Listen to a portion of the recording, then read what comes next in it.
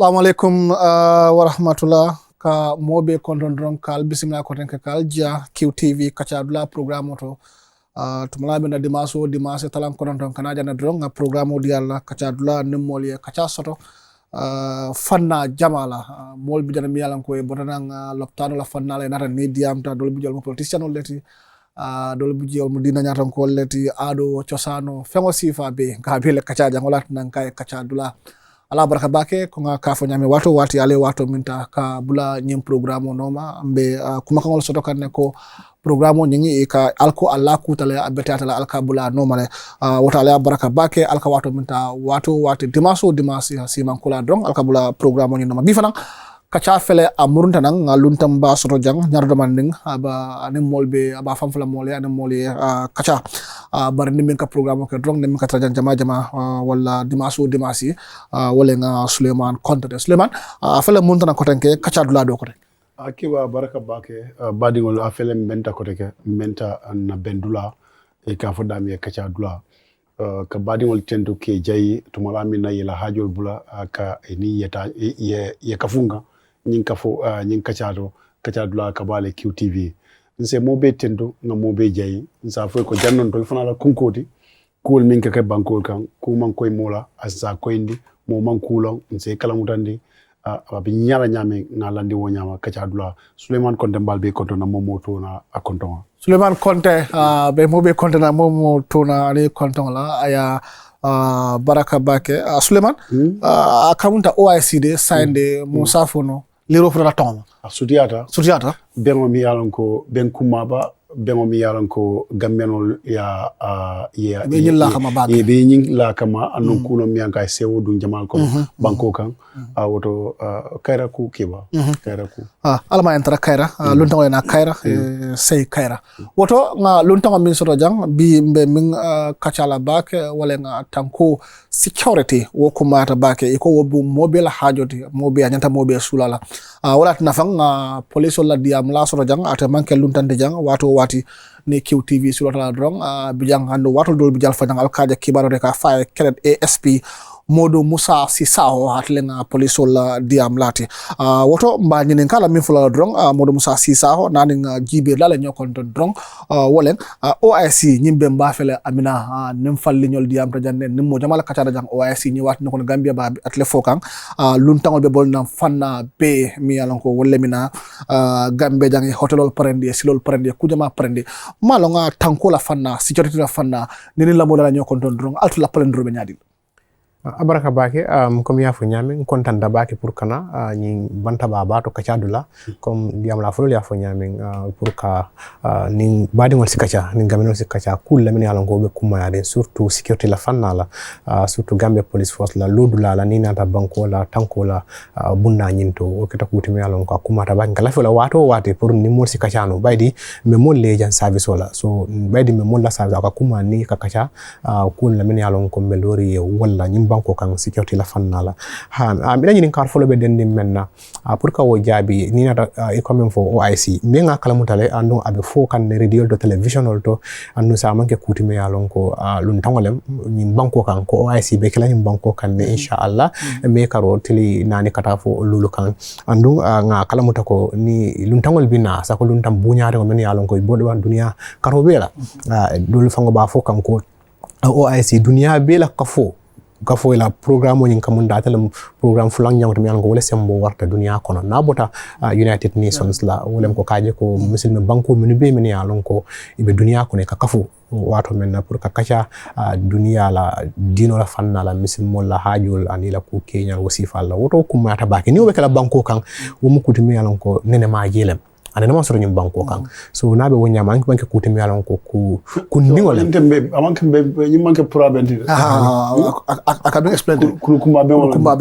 wala na pa police la taro to police la mamango je akuma raba abo wala nyama manke ni da masakunda la fanna la wala yatin na komi men be faja masakunda ka toke ka katol landi ka je ko nyilun taw men binana jang ibinan fi isaje yantara ku isa nseji anoku silul labang la Dula labang ila security labang fo ila meeting Dula ana dinkera ulbe keta kutime yalon ko hani salado kairaba ni akorosi asababo fango kalo nyimito la asabu ya faham be silol men fango ki kan den kabo Costa Road kanana wasila kutol men yalon ko be do ko kanyin temben na wasababo be mo nyellete anin sila kotangol ani development kotangol men yalon ko be kiri banko kan kana security la fanna la drong nsalon ko ni atata bengo be teng bengo men yalon ko be kumare comme ni wota ate bayla drong for security day bulagi sako the internal security men yalon ko Gambia police force dum wole wonyaton kaya ni mol ka do ko kalen kambulo di nyola pour kanyoma ko bayda abuka bay ni banko kono internal security be wolem ko bebe under the same ministry le e kajen kanyoma ko len kanyori enforce but generally the Gambia police force takes the lead o kamala wala atinna even the OIC secretariat different committees and components la soto ya fahamen ya lon ko wala marla ni kaje ko do ko nyi mitno nyi abitano kayra kono nyame wala the planning stage wo kono la e ka fami ko security committee fananga the me ya lon ko security bundal bebi bari police le wo nyaton kaya wol fana police le beji pour kaje ko e besi sino nyame ka kacha security la fanna le bala la nyame ngando ba luntan men kana luntan kuma ballem biko ne da fanna la ne security ka fami follow VIP protection wala ko luntan men kana VIP men kana e bari sivla airport nyame ka make so banko ka jida banko kan wato men fa jana bola jara security betara Gambia security le bulu so mu kuti me ka kuma ya tabakele ila tara dinkilal do la borer fengol ni fengol bi kuti me ka kuma andu Gambia police force be nyum kunna le kabring man ke sante de ye pare akamale ka tum nal ba kala muta wato sorta nu jang tokis gendarmerie general mi yalon ko le mara tokis la ila special forces la anata no Gambia jang ka jube ini Gambia police force be nyoma ko ila nyame ubi munna bilateral relations pour kamol support kamol enforce ka je ko ni ndosula ta munela de maroto in terms of training, in terms of preparedness pour kaje ko police be sulala menna jorangol to be sulala menna training to be sulala menna kaje ko OIC nyin asikeno nyin banko kan tenkun kono kayro kono andi dun tawsina kayra kono e fundi kayra kono wakamala anin adama manna barka bira mina fanga anin molna tamen ya lonko danaka abina siyala fo mo woro ni fendi mina ko wala do ko mangi fendi wol mu specialist sol de training mina ko wol benna police wol na bunda ka fo dami ko police intervention unit ka ton police intervention unit it is a special unit me ya lonko special unit men yanko they are assigned with special task ya fahamle wol ye train ni bundal la ka ton je they have what we call a company niko company sectional be me alon ko well specialized only what they call VIP protection wala ko VIP mo kumal men yalon ko men kana wala men fambe banko kan wala presidential guard lembang yano because nga kalam dal ko na paral ba di mulki ko man wala nyama ibe state house le dame yalon ko be president ma ko kan ibe do ko ke kan pour la security ani men yalon ko force family and all that ani na state house o mo kilin de o be responsibility kono ani minister la ngaje na jojol ngaje na magistrate wala ko VIP amanda wo fa hani be resident din dame woto wala atina ko reinforce ki train ka lon ko to nyala nyin mulun tangol de men kanana andin baydi lun tangol la manke duringol te yan duringol ko ka sona yano le bar ni lun tangol le kanana lun tangol ku ke nyo ya ani wasifal international standards ya fa ko me yalon ko VIP ni ta dawoda mo be kan ko nyim VIP la hato treat VIP abiyo mo clean nadi so what training nol ketale ya fahamle ay atana for almost 6 weeks follow kala 6 weeks no ko lenta 6 weeks na do ke ko tanke which means ñun be mo bundale men lanko different components yo le na fina pour kaje ko na mol be tembe to tembo me yalo ko toya ni dum tan wal na donc men nyanta as far as security is concerned the Gambia police force is well prepared and when ready to be able to take care, respond and provide security for the VIP for this duration. Umufanna kilin nede akamuda ko umufanna kilin nede PRO ku jama jabi mom ko ni bare semuru nan ko wada wani na bambande ne ajibe OIC falli yafo wala ne ajibe tumado bato banku tallu ni fen wala dabije bare mini bini fon fila nan fan bare dunya ki war talal fana bina ku jama mol bini la fon la hajo la kana o ben woni Gambia masakunda fana mini invite pour yene ye dakaje ni ko bengo mi yalan ko tumado baro is the second biggest bengo ni ajibe dunia la mon la bengo karola yamra ko tonya to fankola karola Gambia la security I was sembo soto la pour kanyin somito nyin ka protect ka je ko ale a capacity store banka ka fanko tankoñi Katankuta ha ka bamande ko beta within this duration bari 4th and 5th wala meeting ba found bara ka munda ko nzafu ko kabisa wala comme quand même for the real security it's very complex you understand and yafa nyamen them it's before during and after yafa nyimbe mu felnet men ya wala yatin nan ko ngam fen kamen keta trainol min be kere wo mu kari dantan komal de mamba do ko wato sita doron madunga kono faham so kari ko la le trainol nato fannalla andu wo mu fanna clean nade yala mobile traffic training man na follow kayto yo fana male no jani ngadun kacha kono kayitande ha bare si men fodro wala ko be tembo men to bi ha because wala yatin na the committee ni ay Gambia police force le in wala ba nyaton ko yakam but all the internal security and even the military are also involved. Pour the capacity to ensure that we have the capacity to, because all those are assessed. We have the capacity, and where we don't have the capacity in terms of equipment, in terms of training, skills, is a provide no. And when you be assessed and it got to a level where training nada pour enforce. Watu wati pour kakuta kote yandi saje mani ya lonko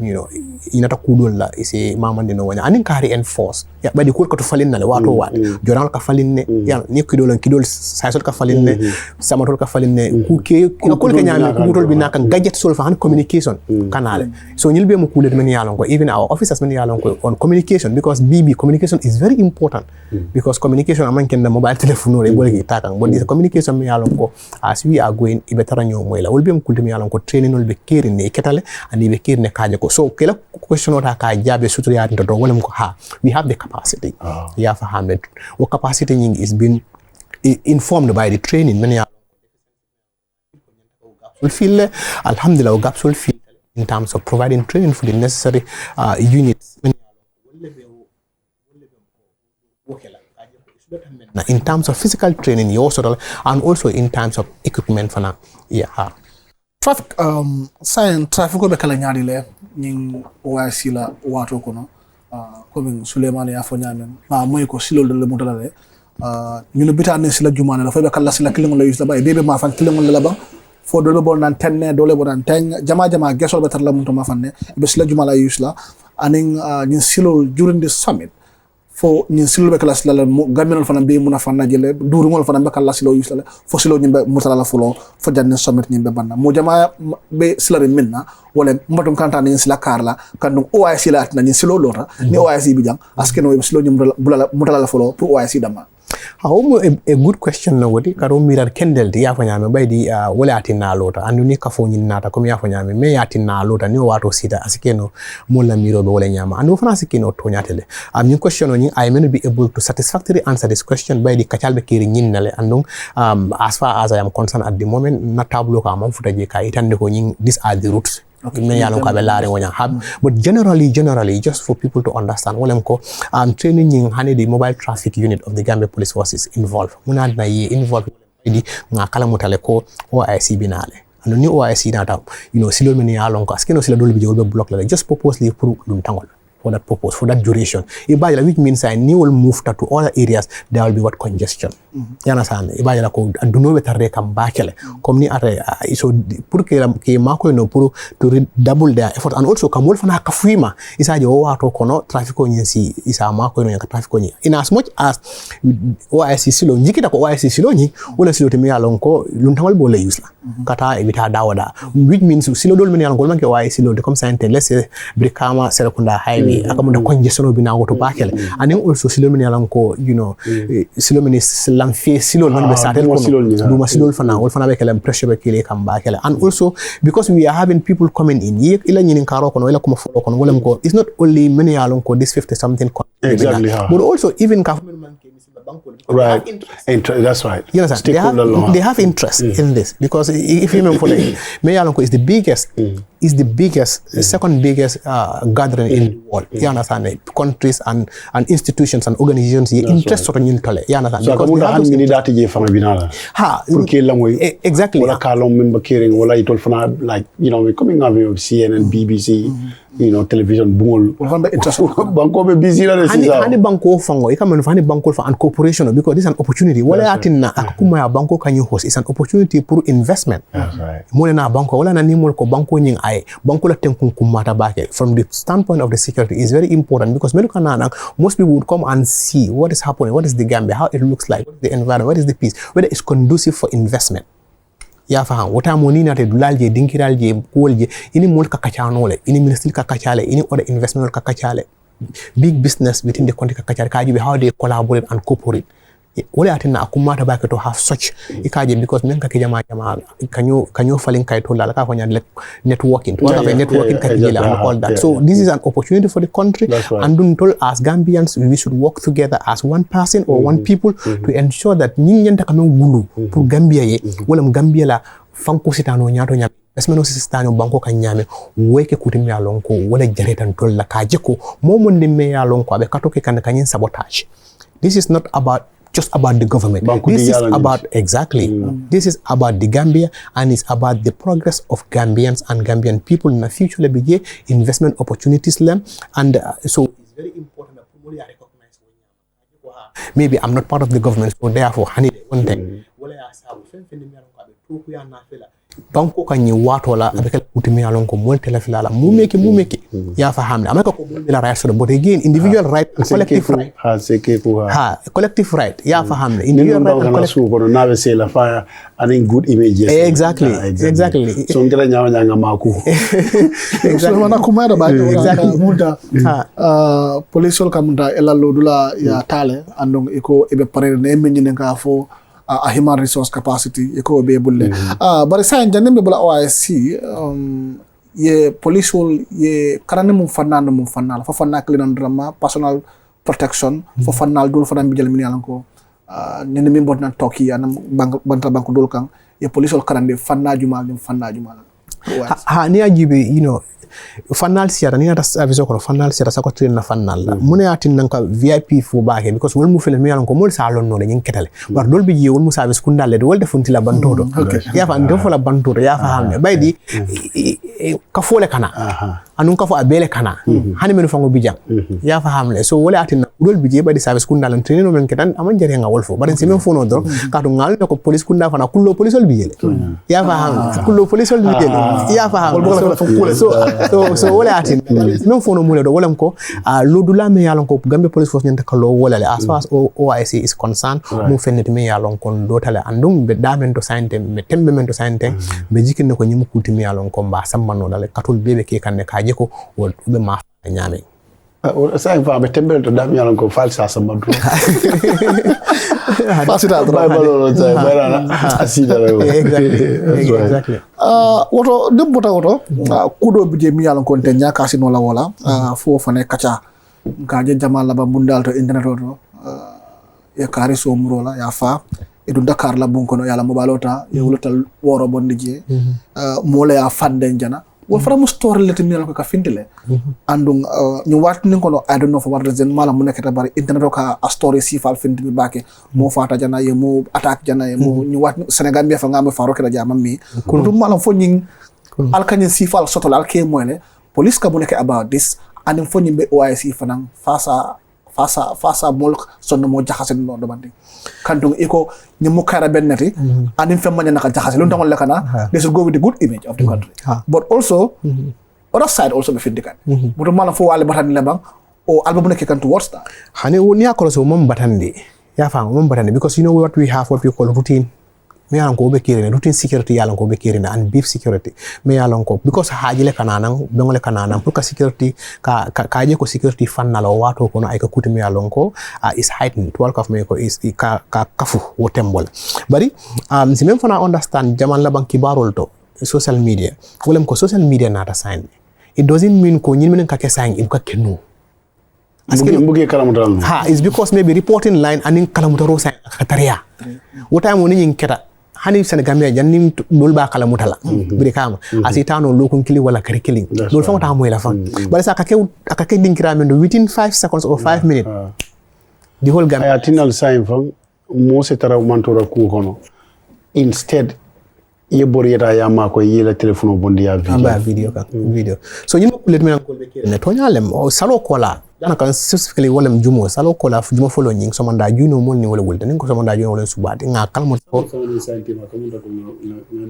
na saya kiwaro linta moni nyoso do fengeta jana ha asuti ata wala so men keta coming for because sukuta ni molem abuko aning Senegal because what almost suicide lady sunkuta ni ya fambula dame ya fahamle ha so coming to those ones o banka sunkuta ni fo sunkuta ni no bolon kono ngama yemin fo according to kibaro ngaba how much suicide lady so abula ha ni toro kama tumodo bala sekino that's what the story so basically Senegambia yes one name report of Tarantolma and jama come coming from Mole don tonyalem I think it's very unfair pour que police will blame as to some of the things that are happening. We have to be realistic. The police is here to provide security. And we have to understand first, the security begins Adam Ramintolam, Ulamita Fangoti. Ita Fangla security, we found a responsibility as a person. Ulemko, Yefang Taradula, Dingra Mealonko, ila Danangola, Inyanta Kataraji, Ifunti Wato, Iku Kenyo, Ikamen Bara, Ikamenke. Yafam, Nimkulmen, Dol Bijefang, because of and I see an Nasungrinial Kono. Maf because I iPhone 15 wala babul wala ba you know inyanta ka fa mo fo bari comme mo ila situation yi ka jibele dol bi je ka bo bankle and war soto janga kala mutale ko mo le fanga tar lori bank bunda ka kolosiro ka ko mo jumal le ni ko di mbuso ka fundi nini yaaji karne ko di mbuso ka fundi yaaji ka du moto jumal ko anu ba pleto wala motorcycle wala ka bule no ma nyimbe kam ma fa ko wala fault le modi but comme ka security ni ike fang ikane fango expose to risk yafa ikane fang expose nyimbe bul ni wan ko nyimbe bala asikeno wasati nan ita sikana no wala bar tumala men na alon ko nyimbe te bul don abe position le jibela bo explore nyamen ka woso te bul ni sila silo mi alon ko no do sa basina du fo nyo bar mo si wokono sa asina du wokono andu ngaji ko jama nyille kake wala ye kibaro soto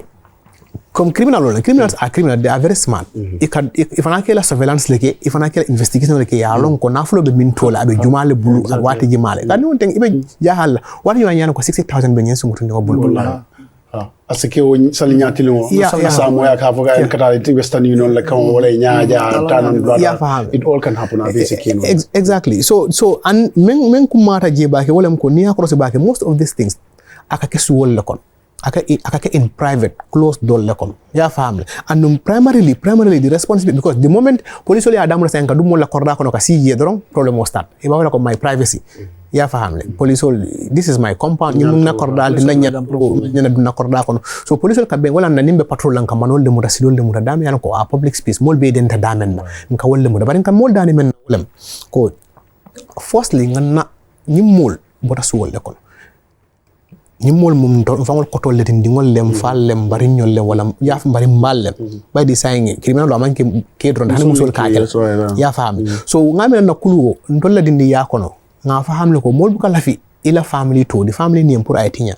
ni ko sisa kunda ka fa han dol bu ka nyinke ya fam dol mal ya fam mo ka wasu wala andu mune wo sabu wala kuluwo nyine asaba akuma da bake nga katoke pour na kuluwo ka mune asaba because nyim banko ndolle tamu Gambia de bari nimmolle denta Gambia la and recently ngajele bankola because of the name smiling coast of the Gambia aya sabu ya fahamne mo jamal ye nyatele Gambia la min manke Gambia no de mafoko wolle kanyim bara bari jama nga kulle jim banko kam yalon ko i manke ado to nyim banko kam sayne wolna ta ko ha kusu wata min kusu kon nene mo moy kusu ngam recently nga kusu moy andum kusu nga lonne ko ndangol la bankol men bije dol bije afloto fannal la sa en fafata na banko kan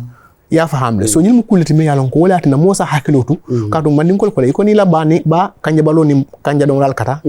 afana be kanjo don wala fasa da ya fahamle so wokuma ta je ba ke pour kalon idingo wala inin anin jumal le kata atanyo mu jumal leti ya faham because ni fang bula katunga kala mutale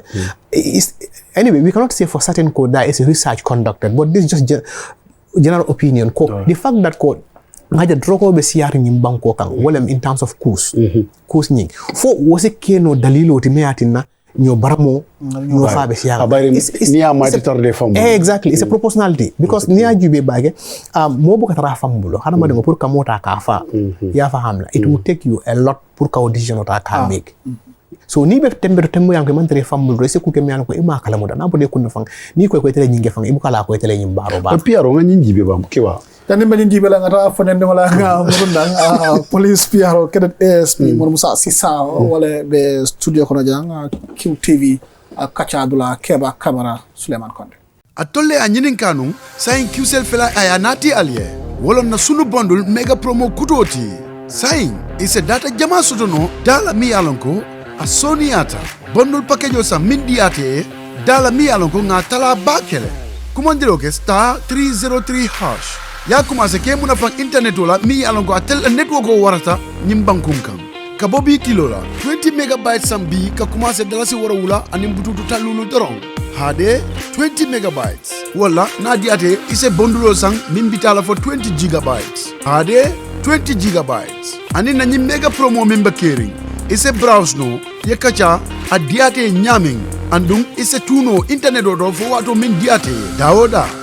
ni lafta kuma koyo moyaje na customer care commande 111 QCell ndolle nga silo walang doli abulan nomo nyindung anin sartol lenata aya barka bake fele mundana ko renke QTV Kacha Dula kabringa fajendo ngota dronga mundana ka kontine Kacha ninna konte jula aka munta ibe non dulal to mi alon ko e ko ndako dulal jibe wo dingo ko madam do dinga kilimo nga tutu jifulo nga jibe bari sisa o ya fo piaro ako ne a jibe sainteng jamano be falintale ku jama sotota bi tumodo wala sanji tan komanto wala sanji tan lu komanto wal masoto no when it comes to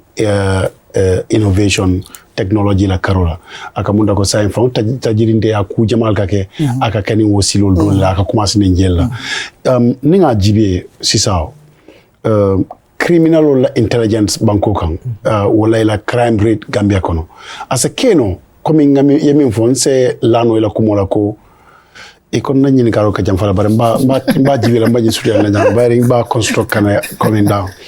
bare ase keno nse song ye kumo min fo ko nyin mu kulet mi anko e ka kelenu baraka muta ko means of communication o man tarianu o jamano la ko sign wala atna mo ka he nyingata but because sign easy access to information wala ya sabu to nyan se song wala but ni across ya jibe jama ninga police ol nyininka fo watu man si dami yalanko police ol fana nyanta fen soto lay be fam protect la minna bare jama al kanyin jabirol ke ko no yalon lu ndawol tina sate kono ye nyaaje police ol kido babul nyim babul osi wal baraka munta ko criminal ol ibe upgrade kan anungi to lin joran le bidaka police ol do bije bi a jita do ko lay maki dularo amanta duty la a benta ku fe mi yalanko tumado baro kulo mi yalanka manyang but because na kabe ko nyin botajo bayla ase fono aniyo katu fenta te bala min sa tina ayo ko balikela mo fulabe kelo la bang muru fulale be bulu bang mo fele be drug la transport kan but it's very dangerous for yira people something like that asaje no ko mban na life value bayring fentem bulu min sa tina no ngin ko nyin bayndi nyin bulu ni wonde bi dan kalo fili la jele police ol nyim banko kan tisa tebulu tisa manta police bulu batino mantre bulu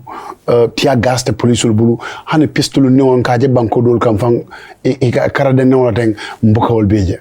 yamra ko nyimman criminal ol hanyindi kaje ko Gambia police e bulu kesan la kaya wotal ngata min diata nyangake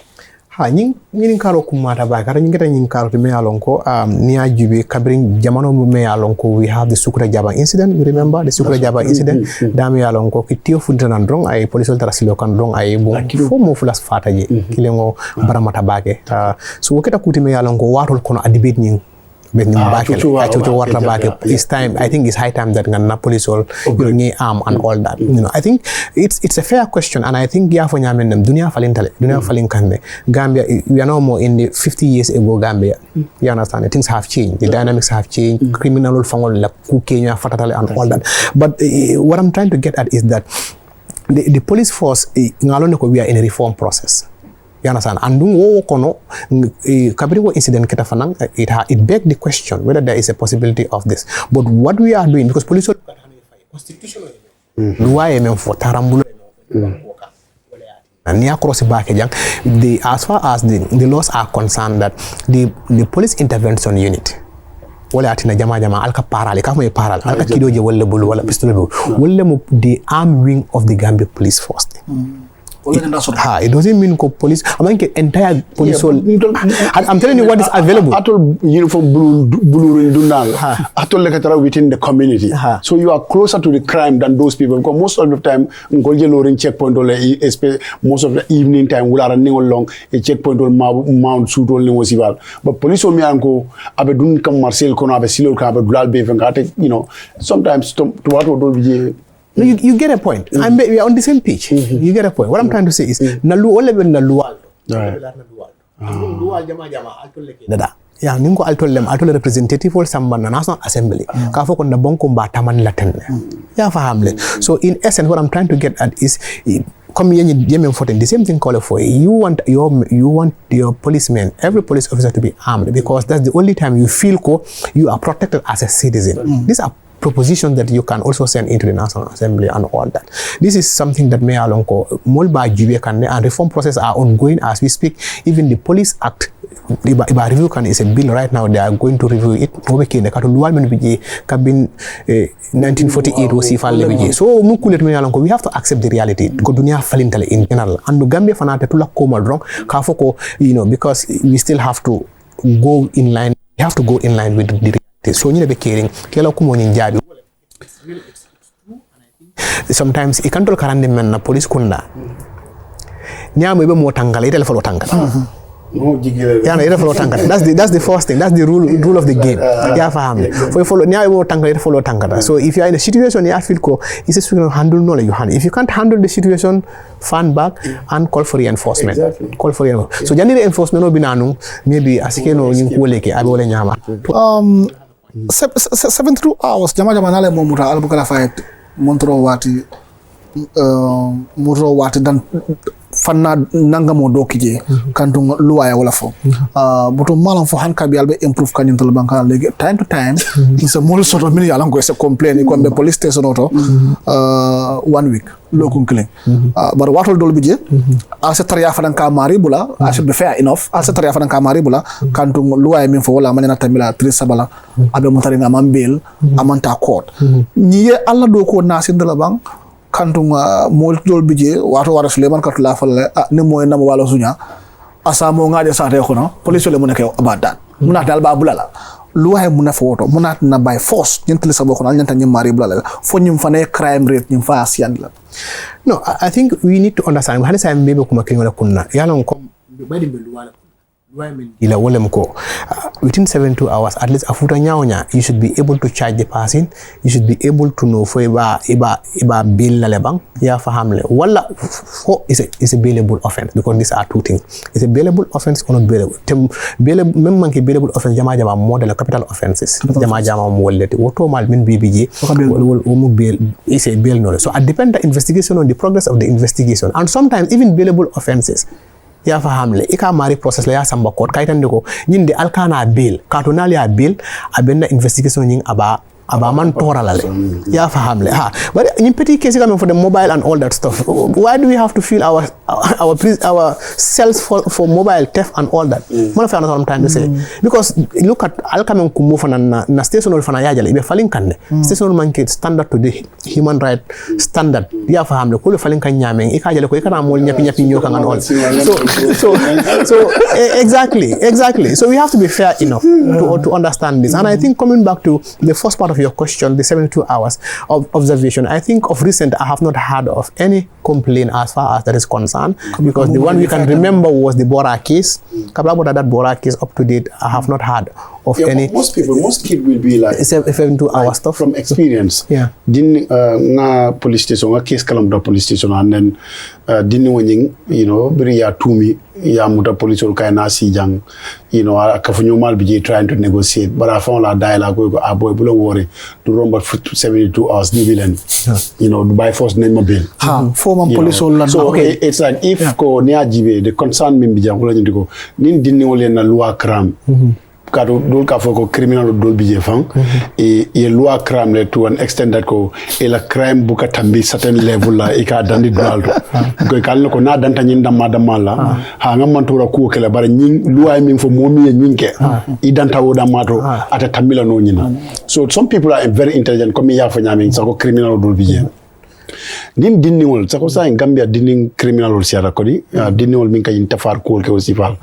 e kay nim dinniwol le Gambia law crime to that level and we alon ko well anyway this minor case ol kan is either 72 hours yem prosecute wala yem bail and then within 72 hours as a keno mini fina njavete enough evidence total no pour kan prosecute and stuff so ema miracle wato sida pour nga na lual comme ya fa nyame to refer back nga lual jibe bang mini alon ko kato dinning kilim bije ni a fait police station ça fait hay demba rek la fi joge ko italo ñinde he ñi wo kañ ñi na 6 case le bijang wolu nga ñin ke ñi ke ba dindin kilim yalla ko ni man tam ñin level la fo nga mo walo le cekati nte dum kañ jandro ni be belle be ñe do wala anda age la mon te nga jibe bang a piaro tonyale as far as the police working is concerned I think some of the laws yes I think ye do ko ñi mbatandele because the reality is wato men ni be dada kan is over 30-40 years ago ya fahamle cannot be kujamal falintale ya understand because kul falintale and mol fana nyamenda ya understand so anin na society nyimang manyomoy so wala atin na katobe ke kanne as we speak we are aware of this and we have also contacted some of the concerned institutions and stakeholders many along ko le fanna by the Gambia police force atabe men na wolem ko ate every law in this country ka enforce not just the criminal law you understand every law you know motor traffic look at the motor traffic acting and the regulations you understand a king was saying ngamen now morning kacha ko mole motor tiole mo takimo sabaya fa at the end of the day thousands, not even up to hundreds of thousands. I mean, you understand. So ni atra wole biji. So it's you are right. I think the time has come, and we are aware of that. We acknowledge that, and we are also engaging stakeholders. Pour kaje ko, wol mun luwal te meni alanko ibe police ol fana mako. Kadun alanka ka police ol le mako, nka banko le mako. But at the end of the day, we are at the service of the same people. Banko. Katung lual min bijam banko la lualem amanke police la lual banko la lualem so ni atara lual le bela nyam pour banko bitano nyato nyame an nyim lual mi alonko yeke men kamaji the purpose is defeated amo keno then it's important that we get together and see how best to repeal or amend them or make it useful. Yes. Okay. Bari afon adunda ku do ko na no maje wolo nyin traffic wala karola ni ajibe PRO ya fajane comme dinol kanyim borindo moto borindo minge ka tourner silol kan di buka ajibe fanga ba kala dami et c'est modul mentora dol kalol filtaje dol ye fon kalol filje dol barmata je dol ye dol faje min anko hajiti olon dimbati olon wala wandi dingol lon fon ya understand bare nata je loi bala asakeno sign teng wolmo kulade minimum soto non ko hankabi ikaje ka minimum charges lati on the reckless driving maybe abatara wolto adoyata nyawnya wuli muang moni lulu anu doliye nyina fofanko fanka ma dingol jama wala ka wolke sa en ka wokodo jowa ka soni awol bulla bu ka ke fenti ibota je fona ye fenko for anyway reckless driving ning na jejibe dinol min ka moto boronde ka fenke silo kan yalla wo fanam kuti miyaran ko hande kabi ya siarne ñi mun to la concern defa am part of the team wato men be operation clear the road yalla be operation clear the road adamu ta wato ya faame ka to ñi fanam silo de kol ka dun nam bakele ka fu mule ko piaro almul ma ko di ngol to be kayraba independent mafang and all that and defa ko tam multi men ko ninti mo tata foji anu ñi de kilinta manki fula den ka report soto ngadi ngol take ar watambita over 100 karamunto dindingol ye wala aras nge samba PIU nal hakilo ka ngari report le on the social media ya fahamle bari ikaje ko wolbe abu so it's really a concern ya fahamle ko this is unfortunate that this is happening and again advancement technology because ñin be ko limina ka television on leto kata lu aro fa soto la bank mo ban from driving because I accident sabanani like wala I serious accident like me anko I mo jamal le kalo fije fo lu alto a soto tan rolo lu aro bari internet ma jamal fo ke bay nene yaje comme in carré fele ye ñim ban le amanya na mo bonda ko regala life kono bari I accident ko me anko mo jamal le faje wala I accident jamal le ke mi anko bar hansay ngamul je be mo do borne kanya anu accident record is very bad. At this moment, at this point in time, I cannot give you a direct answer to that. Because I'm on record. I cannot tell you because I feel for the moment them do one thing. Exactly. I understand that, but I cannot directly answer that question. But I do know, at the end of near Lancy, the requirement for licensing requirement. Near Lancy requirement full. Lancy dealer fanang, you are going to come, but renew your license. You are talking doing in for anything because accident like muna kama. Is it because of reckless? Because Nico reckless lemon saying recklessness for those that mean because court labor decide for in Lansino Busilabule. You want to lual on account water. Yeah, so I borrow menke, Tiaro menke, Babusala, Busola, or Tembo. Niaro Buso dunko in Yantala Lansino Talale for what come, for what have come. We have to really understand the law and do a katamani silolmenda. So when you could me alonko, intema kala mutam maje ya fahamle na biye fana nakara mam futaji ha bari simen fono rongolem ko luwal le belar sul le belar pour mobile lansino sot la nyame andu nay lansino sot pour na ba reñu la fana sa polisol ba review la ka ju because aske wato mobile lansino sot ka wato menna you are young inyal be diarene and all that you are fine but after a year or 2 years or after 10 years from bina reñu la wato menna maybe you had an accident ya fahamle maybe bulkin le bela yeah understand so and what I mean is maybe you had the first time you had it is you can sign after 10 years this time you have a dysfunction maybe la eye you understand or maybe la mind most of maybe la orientation of our environment na man you understand we mo taka kal no ni so you understand but drunk while driving what fana you understand so these things we have to be very clear with the law law men from betamila ni wala karola kana kaji ma do manen it's difficult. It's been very difficult for us, because didn't most of these people are either junior school or just starting high school. And not just forget about the fact that okay, lua mang sort of follow pur kamul busawala. Dangerous driving mentor and all that. Ye mo chai 20,000, 15,000 IIU, which means from that point in time at Harada. But the other issue is this whether they are underage. Fo nyantaka moto borino at that point. Jumale moto fango taka dila. Jumale tam moto. Sometimes ikaje ko current don't have like a currently and all that. So these are all questions that needed to be answered. These are because nitel tam moto you should be responsible enough. Idingo imuludingo. Yemoro taya diwala. Andu multimilonko is not responsible enough to take care of atefango sako modo. Ni na da sama sini bina fola wala bina fola. Yeah, ila nafulo la moto de be fole dingo fanala because kesilo kan wato biya avance ya ke kam moto wero be findi tintat jumala ni daka tintat ke aka soto nyaadi le aning ni man clearan soto mun busar sifal larji abe wala nyama 2024 tintat lo lual be nyaadi le aba nyama la lual ba nyaki ngona nyama lual man falling ani bari ko price o falling tintat la carola price la carola anyini nya jumala nyanta sotla okay tinted la carola be tem momento ten nga kala mutale nga lonne ko the office of the inspector general of police IGP officer would donne luas wala se mo pour ka tinted ta ka di mola jolo first point of call te ba mo nyanda fulula volto bang fo mo nyanda fulula mo toldo ni la fatinted la ibe application la kala you have to apply and also you pay ika payment ki jiarele apply first so you apply from GRA or from no, you have to apply because near Joroke, Akamunda near Joroke, it is apply. How to apply it? You apply through the office of the Inspector General of Police. Yeah, family. If you are cleared, you go and make payment to GRA. Or you have to be cleared first. Yes, you have to because if not, what else? Well, we have information that people just go to GRA, pay your 15,000, take the receipt to police, and they give you a clearance. No, what I'm saying is there has been many things that have been said as far as police is concerned, police activists are concerned generally. What I'm telling you is the procedure. The procedure is that you have to be cleared because if you are not cleared, how can you get the license? There are two things in the Gambela system. procedural bijele, but I think there are also smart people that try to deviate and they can succeed. When it comes to motor for driver's license, because coming out from Gambia, people will be proud to say, na larong kan na license no interajel. But if you talk to the police, they will tell you, license no buka soto wanya waka soto ten. You know, if there are ninka keno nya ning araka akake wala kasoto akakeno nya dile, because every individual need to go for assessment in order to get certain documents from the police. Exactly rightly so ikam fabelare wala nyama andung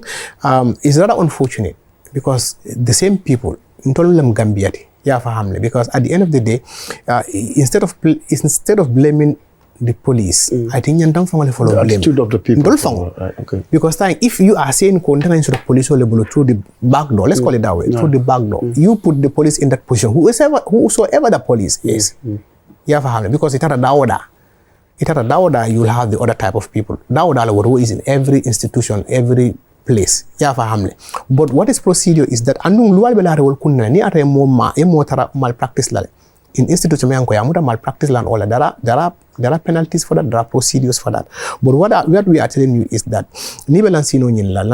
you have to apply, and any other document in the Gambia Police Force ibe sulala sako driving license ngaje ko kulime ka kumata bagela, not just because ilefitala, but at the end of the day the impact it has. Now you are licensed, you are given the clearance to drive on our route. Ya fam na silol kang moto be bulu moto for private lembang, for commercial lembang, nite ma moto no ite be silo ka wonyama dol fana be wonyama man ni ko ngama driver jama ka fule ko you consider everybody mad. If you are driving you are ite dam man ne mu correct driver, the rest are all mad. Ya fam le tinted ma ba nyanga tinted je la ba atole ba jahase kan de atole ba mix kana sa nga tinted kala ba janne bi the final question. Yes. Like I was saying, the Office of the Inspector General of Police is responsible of issuing. So it doesn't mean 15,000 bentable. Come on, 15,000 bentable, motor bentable, I can afford 15,000. I just go and apply and clearance now to tint my vehicle. Because it has security implications. What is the security implication is that there are certain government officers, many are long will are cleared. Security vehicle for security reasons, most time ikela motor tintle. But for personal reason, you have to come. Then the Office of the Inspector General of Police is going to screen and determine. Is the one to determine whether this person, based on the reason may alonko aya apply, that is fit to have this. Because men kanake jama is that criminals would use that enterprise of tinted the vehicle, because ye motor ya kidnap ya do motor be tinted am finni moma la money be motor ya fahamle dol biji, because even though for the fact that security vehicles jama mu tinted le ni la motor tint wrong, they feel okay, they have a free gate to check points, they have free gates. They use that as a means of smuggling or doing whatever not. So these are the things. So the office of the IGP would determine that. I would not be here to say this is box 1 article, box 2, box 3, box 3. These are the requirements to get that. Because I don't want somebody to come and tell me, okay, I have fulfilled the requirement. Exactly, yeah. No, it's the office of the, because sometimes these are technical stuff. It's a team. And these are security reasons, security situations and issues. They have to look into and see whether you require that. Because maybe it didn't at the same time. Yeah, detail I'm like, why am I didn't tell and all that. That discretion is left to the Office of the Inspector General. Sulaiman, nga nyomin kolje ifidra iko ferial man berea. Ibita kere wala. Bari fana nga civil society doje mar nyanyol ifindra yedakiji. Itarasi iko na sit down strike level. Ye kaito nyininga police ko alten kum follow police.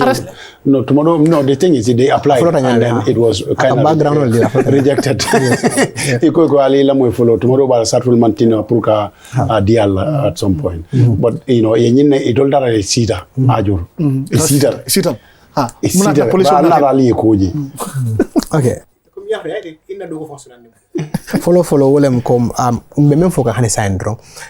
nyim banko kan luwale be banko kan, and it's very important that molia understand ko luwale banko kan and molia son wala bay di banko dingol le fango luwa sembota ka di police wala ko albe policia samra nyin tembo tenne ni protest. As far as it is protest luwale be jemene be laring ko the Office of the Inspector General of Police would give clearance The implication is that Momo me ya longo be fundi kan. Ibela right. It's your right to protest. In as much as you are protesting on the road, you are using the public environment. Ibe mo dole fanala right at the same time. Yeah, fam. And the police should also provide one security for these people. The environment to so so that they can be able to ensure that these people can be able to do their protest peacefully without disturbing anybody. Now the problem, if the Office of the Inspector General of Police decides that for any reason that this procession cannot take place within this period, and that is and yo ta ye kala mutandi wala ko be tembo mento ten yinkino for any reason say bal dan la ala to je follow ye kayto ta ya yetandi la al sonda ye kayto anyway ya di al tol ya kala mutandal because the reason why you apply is sonda ko ita kenola new man allowance dila that's number one but is sonta wala ko sembo bolo bulu sa ni wona ko ko mbatun follow ntor nga expect le ko ibe batu la follow then ni wati boto ko de ina apply bari yemenke lungo men ne sulata hakela wolunde funtita nan kabi funtita nan ina ta fo ajoto kabi na ajoto ikafun daje ibe nyobatu kan kafun wonyo kafun ko yi taraji iko ko albe mun la jang iko ko ha tenin okufile but si dula lo ngala si dula hani dawno la ajo magasi dula fo mo manyala siraji hani ela moy because the issue is if it is just any normal sit down because the issue is ite ko albe fundila and mol funda iko ina ta kachalla about the whatever they had wanted to discuss about the way forward. That discussion could be anywhere, but not the place that I'm going to have a demonstration of which means because kafole be kafuji and amanda wala idamal be nyokumande kan pour kanana pour kafuji and yalon ne ko as much as mo be kafuka nyame mo man kiliya ite mo fula monata hakili mal be siring bari albe sinda mo sina kafal ma janal ba kala mudala aske o man tatul fango kono akosta out of hand okay yala no wala nangi yani ye won le fang iko ne ko alfere ke ale bujang ale janjang so kabi ko ye janjang e dangura kanyo saba ako nyinna kom ngalu nyam na right lem ten the police commissioner deputy commissioner for the region nata ako ko nga kalamudala ko ale safiro ke nyin ko wala le badi loi ma dialla pour ale kafu nyoma jang mbal danela ale janjang ale bujang utuma le yenyo tenkun itententa dol tara ya ijana jito dum ko tanke feri ma fangola but inada menke wolem ye video dada ibe ajo to video dada kuma ndiro ko mbe ajo tole melu lanta kana yenana so akamunda hani bi defiance lem yana what I'm trying to say come already because already ite ko moy ko lafta kanyineke akoy ko hanita kino la sai man fa understand because contradictional it's a contradiction sala kulba so bita court le bang fo ye bail le bang what's the step so men nata ke wolem ye nati police station olto ye sidije o kola ini nata kacha because CSO natale e kam for the loyal natale civil society organization natale pour ini police le kacha e kayitan ni la ko to nyalem ye luati nyawo nya ya fahamle ni mu kacha kita fanna ya na ka jibe ko ka bulo we killing kono pour kayro ten kum banko kan ka wala kumada at the end of the day wo kayra killing ngam wala kumande kan me jikirin ko mamira fu dala court na jikoto nga bana do jenu nga ye aji to safa bala ya to na konton pe spelti ya jaya tento what was that event wo mumunati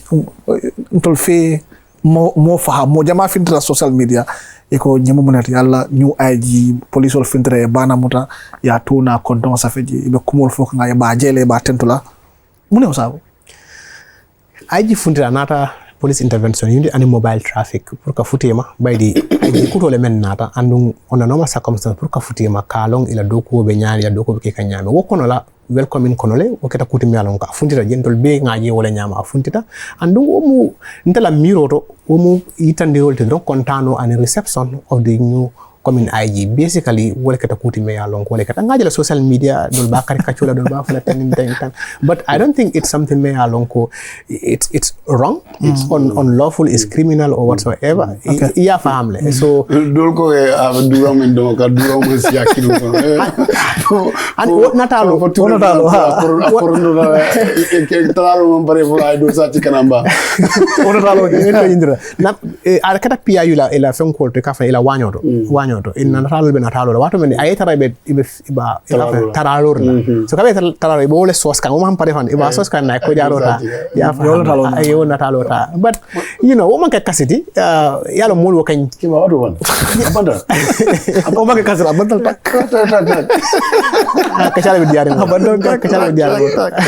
well police la Kacha abandon police même for la drone ni atara wati ndimbi just to make a closing ceremony but before you close France jim foye mo kendol nyim banko kan si sawo mo kendol nyim banko kay man ta hanyirinde bar ibe silarine bar mo kurul ba hanyirine I want to put that to you ko kurul wol ba hanyirine ibe la kuruyal ke kana bar minimum kendol wol be silarine but it's a sarode can do it for 1 minute wala pour nga fit studio baraka baake andu wo kam angamira wo solution men wala nga nyoma ko nga blodi nyola nga dogo kaade ko nyimbanko at security kana to police wal damangol bulu andu amandam police wal fana la bay dina ko police kunda kata jojol fana yale ya faham la kala ba woldo wala ka decide men nyanta kake bari pour kamol hakli biten kundi ron kaaje ko gambe police wal be katoke kanne kaaje ko security of this country ya maintain kadum lokko lokin kabo juman wala kana fo munde somandala patoka kele alala somanda suto mumela ana manda wala don anti-crime unit and in the police intervention unit regional beto e ka funtele kata bari même problème oti doro bay di police bota to dinkira beto wato wade kuma kango nyi information nyum pura ya futema in time wo kumaral ba ni ko kata fa yan dala document wala to prevent ba nata da fa kata beto msi nenkino wala to investigate then nga prosecute so kamala kumata ba baraka ba ke credit ASP mo musa sisao police wala diam la nga wala sat nu jang follow kun ko ten ala baraka ba ke keba Camara Suleiman thank you very much baraka ba ke Pierre